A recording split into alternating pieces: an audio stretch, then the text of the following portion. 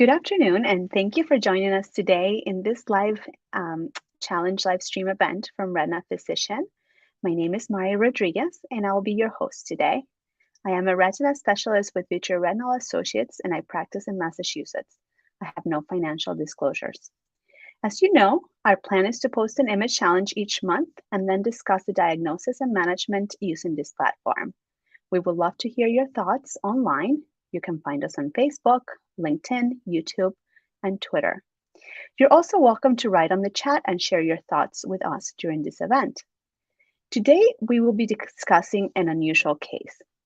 This 62-year-old gentleman presented to our clinic for retina evaluation of peculiar fundus findings by an outside provider. The patient reported difficulties while reading. He was wheelchair-bound due to a history of ataxia. One medication that was notable on his list was testosterone cream. So on examination of the posterior pole, demonstrated bilateral subtle pigmentary changes in the macula. And these changes were more prominent in fundus autofluorescence. So if we can find that, where bilateral scattered hypoautofluorescent specks were detected in the posterior pole and also around the optic nerve. OCT demonstrated notable subfoveal RPE changes bilaterally with pigment migration, but there was no subretinal or intraretinal fluid. And there was also no choroidal neovascularization that was present on OCT and also on OCTA.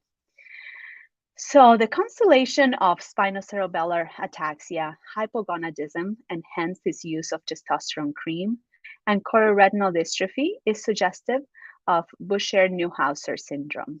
This rare genetic disorder was first described in 1969, but the gene causing the disease was not identified until 2014. This disease is rare and the prevalence is unknown.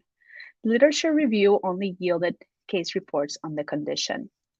So we now know that Buscher-Neuhauser, or BNS, follows an autosomal recessive inheritance pattern, and it occurs due to a mutation in the PNLPLA6 gene.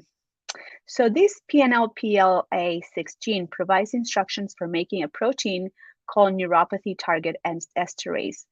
This is most abundantly found in the nervous system and is thought to help maintain the stability of membranes surrounding neurons. And NTE is also thought to play a role in the release of hormones from the pituitary gland. The retinal phenotypic presentation for patients with BNS varies widely. Some patients present with severely diffuse RPE and choroidal atrophy, almost resembling choroideremia, and also the patients can present with severe impaired vision.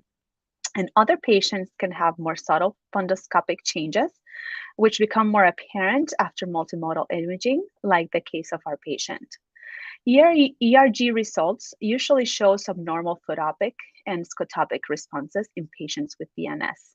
We did not perform ERG in our patient. So our patient was diagnosed with BNS in 1979, and he has been followed by neurology ever since.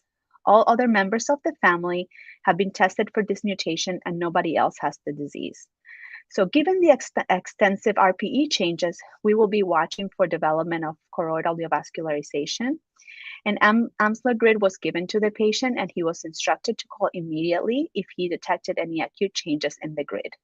Otherwise, we will be following him yearly.